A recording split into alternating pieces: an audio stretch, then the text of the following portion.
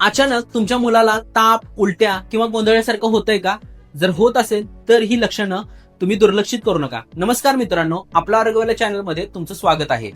आज आपण बोलणार आहोत चांदीपुरा व्हायरस बद्दल. चांदीपुरा व्हायरस काय आहे? चांदीपुरा व्हायरस हा विषाणूजन्य संसर्ग आहे. हा कशामुळे होतो?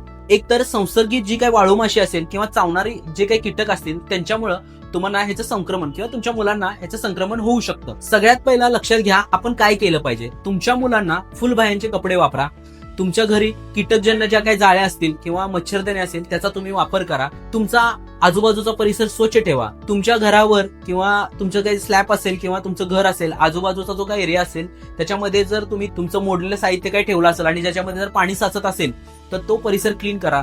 तुमच्या आजूबाजूच्या गटरी जर तुंबल्या असतील किंवा पाणी साचत असेल तर ते पाणी लवकरात लवकर क्लीन करा. सर्वात महत्वाचं काय नाही केलं पाहिजे. तुमच्या मुलाला उलट्या, ताप, गुंगे येणे किंवा सतत तो गोंधळलेला आहे, चिडचिड व्हायला लागलाय असं जर वाटत असेल तर तुम्ही तुमच्या जवळची औषधं देऊ नका. सर्वात प्रथम तुम्ही तुमच्या डॉक्टरांचा वैद्यकीय सल्ला घ्या. सावध राहा, सुरक्षित राहा आणि ही माहिती इतर पालकांपर्यंत पोहोचवा, जेणेकरून त्यांच्या बाळाला किंवा त्यांच्या मुलांना याचा उपयोग होईल.